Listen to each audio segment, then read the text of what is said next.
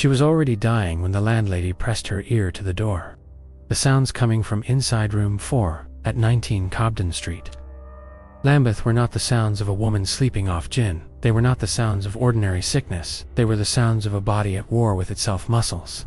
Seizing spine, arching jaw locked so tight the teeth ground against each other like. Millstone's neighbors later said they heard it through the walls. One woman, a seamstress, named Mrs. Holt, who occupied the room directly below, said it sounded like a chair being dragged across stone over and over, and then a silence worse than the dragging.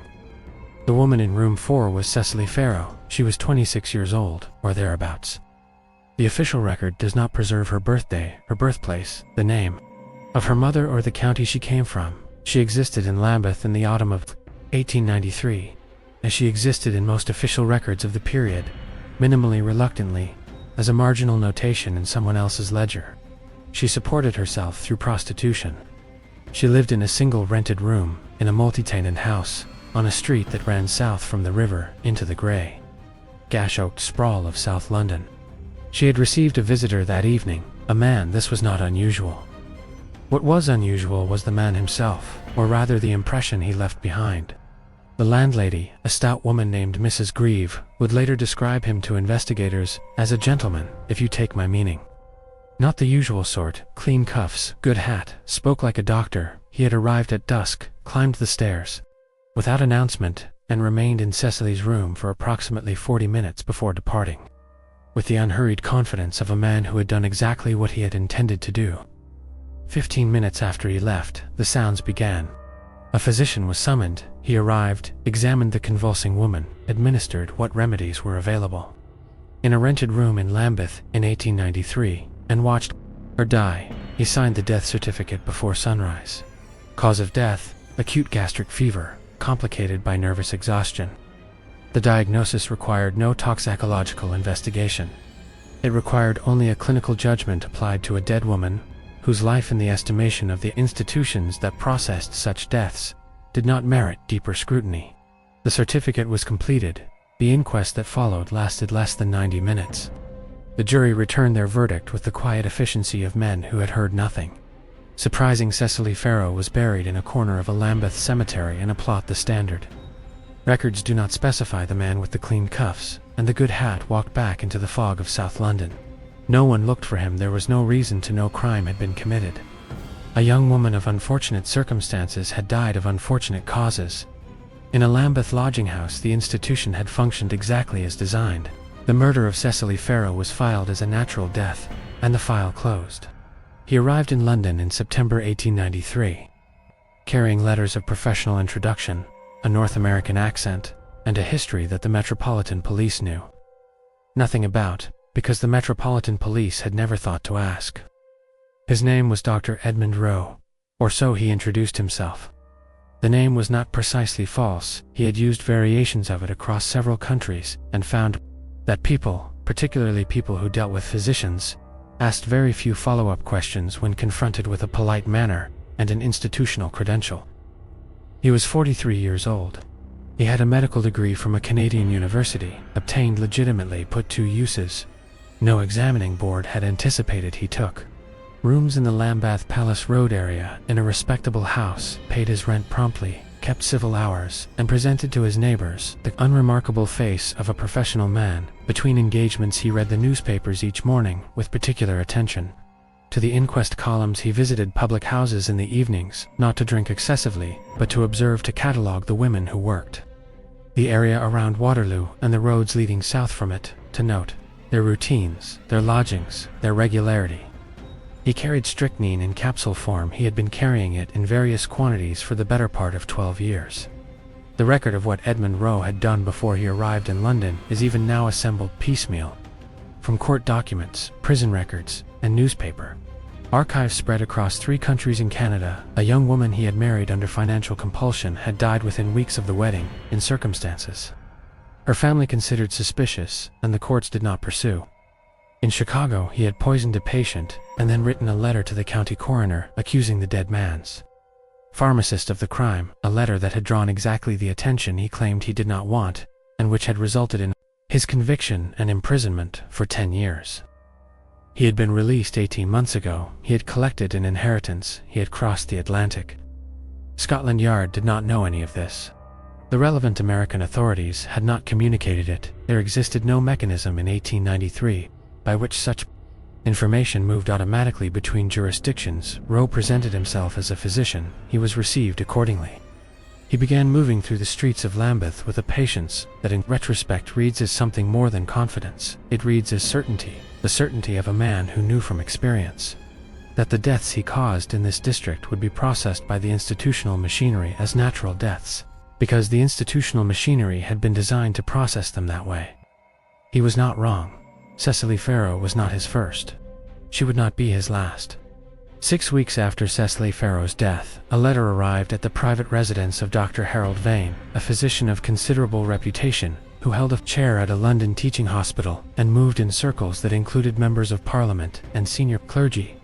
The letter was written on good paper, in a careful educated hand. It accused Dr. Harold Vane of having poisoned a young woman named Cecily Farrow in her Lambeth lodgings on the evening of the 14th of October, 1893. It demanded £200. It was signed with the name, "A Witness to Justice." Dr. Vane had never heard of Cecily Farrow. He had not been within 4 miles of Cobden Street on the relevant evening. He was, however, a careful man, and the specificity of the letter disturbed him not because he feared the accusation, which was absurd, but because the letter described the manner of Farrow's death in terms that matched what a person with direct knowledge of the event might write. The convulsions, the arched back, the speed of it. He took the letter to Scotland Yard the following morning. Detective Inspector Aldous Crane, of the Criminal Investigation Department, received the letter and sat with it for a long time. The logical problem it presented was precise and uncomfortable. The official record of Lambeth's dead contained for the 14th of October, 1893, a natural death. Cecily Farrow, acute gastric fever. There was no murder in the record. There was no crime in the record. There was only a filed and closed inquest. Yet the letter named a murder victim. It named her by name, by address, by the specific character of her final hours. A fabricator working from newspapers could not have constructed this. The press had reported Farrow's death in 3 lines, if at all, and those 3 lines had mentioned nothing beyond the fact of it. The letter described what only an attending witness or the killer would know. Crane noted this. He filed the letter. He was cautious. Vane's alibi was solid, the accusation transparent, but the letter was not entirely without utility as a document. It sat in a file at Scotland Yard through the winter of 1893. Then in February, 1894, 2 women were found dead in lodgings on Norton Street, half a mile from where Cecily Farrow had died. Their names were Agnes Poole and Ruth Salter. The symptoms of their deaths were not ambiguous. A constable who had witnessed the aftermath of a strychnine case during the Lambeth poisoning investigation some years prior recognized them immediately. The convulsive pattern, the rigid spine, the locked jaw.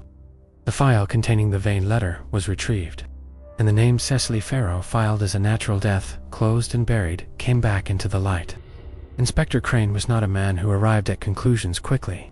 His colleagues considered this a virtue. His superiors occasionally considered it a failing.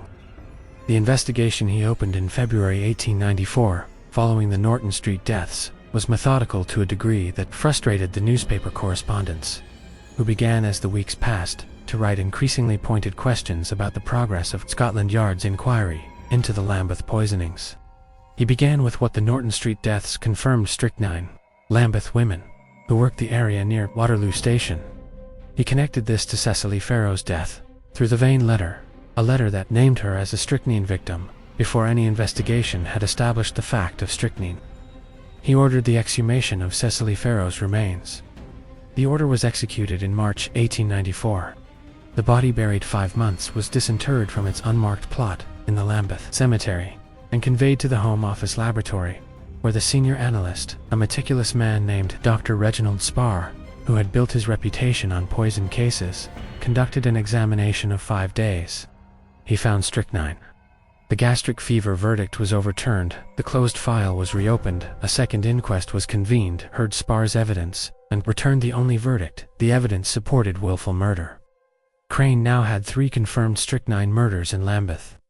He had a letter writer who knew about one of them before Scotland Yard did. He had from the canvas work his officers had conducted in the streets and lodging houses of the area, a description: a man of professional appearance, clean dress, North American accent, who approached women in public houses and offered them pills, described variously as a tonic, a medicine, a preparation good for the constitution. He also had a name eventually from a source he had not anticipated. A woman came forward. Her name was Florence Basque. She had encountered the man in November, 2 weeks after Cecily Farrow's death. He had given her pills. She had not taken them. She told Crane with a composure that impressed him, dropped them into the gutter. When he wasn't watching, because something about his eyes when he watched me put them to my mouth made me feel like I was being studied. She was alive. She was able to describe him with specificity. She was able, when Crane arranged the relevant identification procedure, to point at Edmund Rowe without hesitation. Crane arrested Rowe on a Thursday evening in April 1894 at his lodgings on Lambeth Palace. Among Rowe's possessions, officers found strychnine capsules, a list of women's names and addresses, and a bundle of newspaper cuttings about the Lambeth deaths annotated in the margins in a careful hand that matched the handwriting on the Vane letter. Rowe said nothing. He looked at Crane with an expression the inspector would describe in his report as neither surprise nor fear, more like a man who has had a long appointment finally arrive. The trial of Edmund Rowe opened at the Central Criminal Court on the 9th of September 1894. It lasted 11 days. The prosecution called 23 witnesses. The toxicological evidence was unimpeachable. Florence Basque's identification testimony was steady under cross-examination. The Vane letter, a confession written as an accusation addressed to an innocent man, was entered into evidence and explained to the jury with a simplicity that made its significance impossible to misunderstand. Only the murderer could have written it. Only a person present at the death could have described it in those terms. Only the man who had given Cecily Farrow the capsules could have known before any official investigation that she had been poisoned. Rowe did not give evidence on his own behalf. His defense challenged identification, witnesses questioned, sparse methodology, and argued insufficient certainty. None of it moved the jury. The verdict, when it came, took less than 2 hours to reach guilty of the murder of Cecily Farrow. The judge, a small, precise man who delivered sentences with the economy of someone who had done it many times, addressed Rowe for 4 minutes and sentenced him to death. He was hanged at Newgate Prison on the 14th of November, 1894, 42 days after the verdict. The case entered the literature that follows such cases, a chapter in histories of Victorian forensic toxicology, a footnote in legal analyses of similar fact evidence, a paragraph in survey treatments of the period's serial killers. It is a case about Edmund Rowe. It is discussed in terms of forensic method, institutional failure, the regulatory gaps that allowed a credentialed physician access to scheduled poisons, the curious self-destructive compulsion that led him to write the letter that identified his own crime. Cecily Farrow is named in these treatments. She appears as a victim. She does not appear as a person. Her birth date is unrecorded. Her birthplace is unrecorded. The names of her parents are not preserved in any document available to subsequent scholarship. The location of her original burial is not specified in the standard accounts. The name of the physician who certified her death as gastric fever does not appear with certainty in the accessible record. The coroner who presided at the first inquest is not identified by name in the literature. The record begins with her death. It offers nothing before that. She was approximately 26 years old. She had lived in a single rented room in South London. She had died in convulsions on the 14th of October, 1893, while the man who had given her the capsules walked down the stairs and into the fog. The correction of her official record, the reclassification of her death from gastric fever to willful murder, required an exhumation, a forensic examination, a second inquest, and a capital trial at the Old Bailey. It was made possible only because her killer had written a letter to a wealthy man accusing him of the crime. Had Rowe not written the letter, the file would have remained closed. The delirium tremens verdict would have stood unchallenged. No. Investigation into the death of a young woman in a Lambeth lodging house, recorded as a natural death and processed through an inquest in October 1893, would ever have been reopened. The record would not have asked a question about her death. There would have been no question to ask. There would have been nothing there at all. Just a name, a room, a night in October, and the sound Mrs. Holt heard through the floor like a chair dragged across stone over and over before the silence came. The silence the institution was already designed to keep.